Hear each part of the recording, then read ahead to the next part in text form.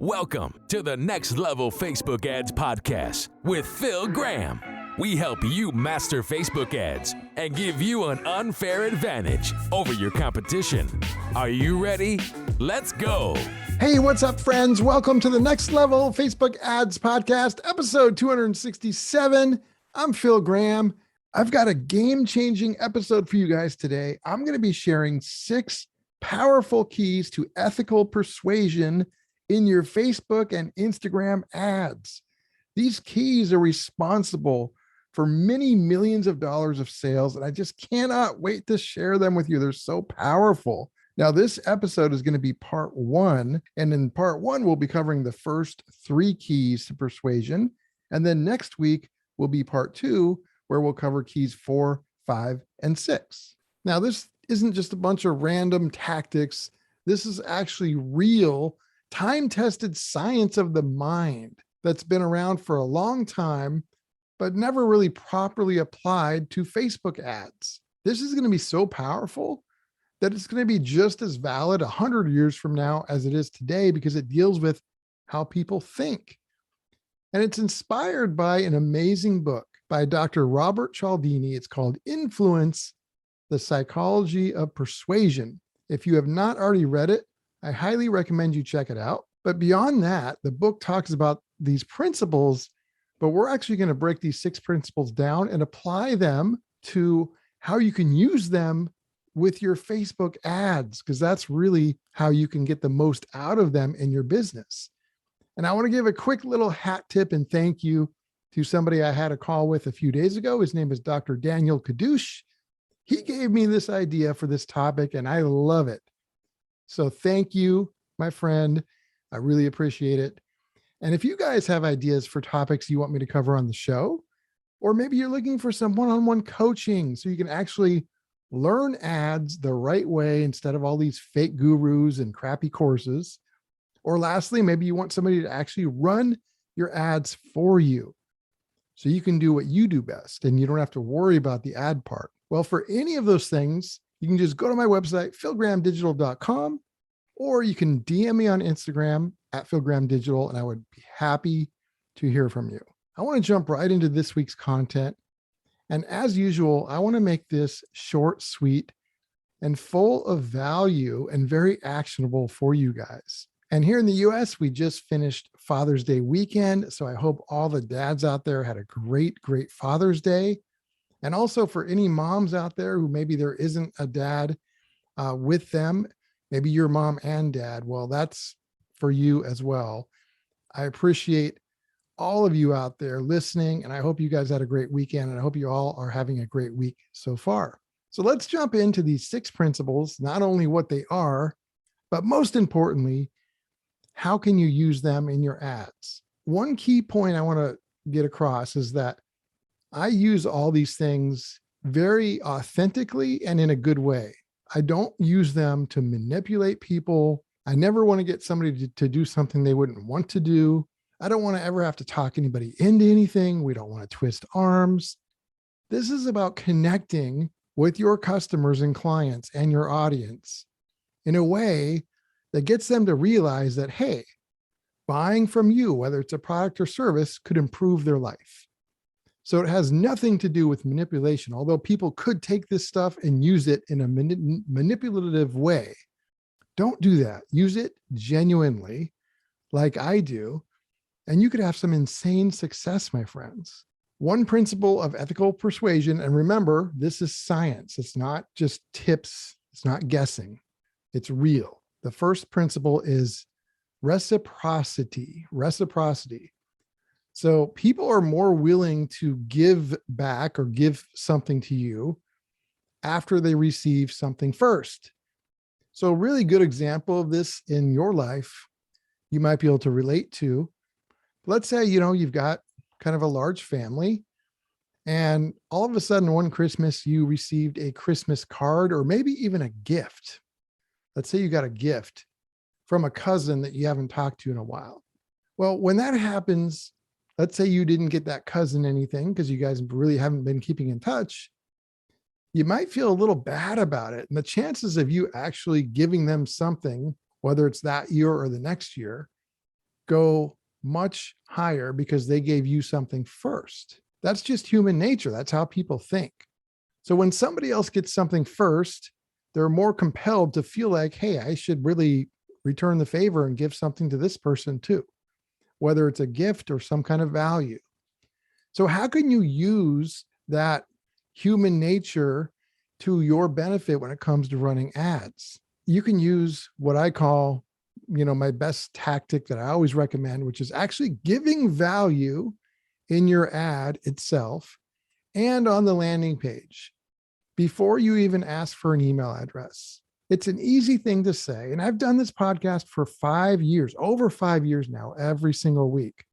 And I've talked about value a lot, but very few people still actually do this. It's easy to say, but it's tough to do. Can you really give value in an ad? Yes, you can, but hardly anybody does it. So please don't just listen to this and think it sounds good, but then you don't do anything with it. Think about how you could give value based off of your business. Everybody listening to this has a different kind of business. You could be e-commerce. You could be a real estate agent. You could be a coach. You could be a consultant. You could be selling courses. You could be a doctor or lawyer or any number of things. But no matter what, doesn't matter if you sell a product or service, whether you sell globally or locally, there are ways that you can actually give somebody value, even in your ad, and certainly on the other side of your ad where you send them on a landing page, for example, before you even ask for their email address. And a lot of people get tripped up on what value really is. Like for me, it's easy because I teach people things about running effective ads. So for me, education is a big part of how I can give value. That's an easy one to say. Obviously, you have to be good at it and have, good advice, but education is a great way to give value. But what about somebody that maybe doesn't really educate? Maybe you're an e-commerce shop that sells clothes. Well, you can still, in a way, you can educate, but there's other forms of value. Entertainment is a form of value. Inspiring somebody is definitely a form of value. Giving hope to somebody, sharing ideas or different ways of thinking of things can all be ways that you can add value. And you can apply that to any product or service. One of the first things I do when I start working with clients is figuring out what kind of value do we really have to bring, and does something need to be created, or what do we already have? But what can we go to market with? Because it's different for everybody. I can't just say generically do this. It depends on your exact situation. But no matter what it is, you can give value. So think about something that you can do that truly gives them value first, so much so that they feel like they need to give something back, whether that's purchasing from you or giving you an email or giving you their time or more attention or whatever the case it is. The value has to be good enough. So think of something you can do, whether that's something tangible, maybe like a PDF, maybe a special video, maybe a worksheet, maybe a peek inside something behind the scenes. Maybe it could be a Zoom call. Could it be like a personal email from you? Could it be a sample if you're an e-commerce type company? It could be any of those things or more. You just have to figure out what are some ways you can truly give value, but make sure that it is something that truly is valuable. And that will kickstart this principle of reciprocity. Sorry, I can't say that word very good. Give. And then people will be compelled to give back. Do this in a way that's not manipulating. Like for me, I don't give value because I want to demand something back. I give value because I truly care. And it really pisses me off when I see all the bad advice out there about marketing and about Facebook ads. And so I feel like it's my duty to give value. And that's why I think it works so well for me, because it's genuine. There are people that will try and do this just as a tactic of doing it. Please don't let that be you. Give value because you truly do care and you truly do want to help. And it will do tremendous things for your business. Okay, I'm going to try and go through these quicker because that one took longer than I expected. Okay, number 2 principle of persuasion is scarcity. So human nature is typically people want more of things that they can have less of or less access to. Or if time is running out, like they're more likely to feel like, oh my gosh, I need to get this. The sale is almost over. Tickets are almost sold out. I need to act now. It's just human nature. If everything you sell is always available, they may not ever buy. Now, that doesn't mean you don't always have something available, but there's ways to position it and ways to set things up so you also have some scarcity with at least some of your products or services. Here's the thing, though. Do not be scammy with scarcity because so many scammers and fake gurus have done this. It's ridiculous. I'm sure you've been to a website and you've seen a page that had a countdown timer on it, and it said you only have 5 minutes or 2 days to take this offer, and then 30 days later, it's the same thing. Or you reload the page and it just reloads. You don't want to do that. If you're going to use the scarcity persuasion, you've got to have it be real or don't use it at all. Because if you're not real, if you're not genuine with it, it's just going to kill your credibility. And that's not good. So how can you use scarcity? Well, certainly you can have things like flash sales and special prices, obviously. You can create special programs, whether you have a product or service. You could have something where they get a little something extra, a certain version of it, but it's only available for a limited time. They could get special access to you or to a piece of content or a special product. They could maybe get special access to deciding on a color or design of what you're working on next. I mean, there's so many different ways to do this. You could also do it through offering some special bonuses. There's a lot of different ways that you can do this, and a lot of it depends on your type of business. So I'm just trying to give some general ideas. Obviously, if I was working with you personally, we would figure that out exactly what that was. But think about different ways that you can create scarcity, but real, genuine scarcity. And here's a pro tip. It's also smart to talk about the scarcity of what your ideal customers or clients or audience will lose or could lose if they don't work with you, because that is also a form of scarcity. If they don't work with you or if they don't buy your product, how can their life lose in some way of quality or whatever the case may be? Like what could potentially happen that makes their life not as good? There's some scarcity there. There's also tech scarcity. I talked about countdown timers. We like using those, but only when it's real. So don't use timers that just never go away, but harness this scarcity persuasion lever, I like to call it, and it can be very powerful. Okay, number 3, it is authority and credibility. That is another key factor to persuasion. So authority and credibility can make such a big difference, my friends. So few people use this. There are so many fake gurus out there. And also, no matter what business you're in, there's a lot of pretenders in that business too, whether it's marketing, accounting, or any business.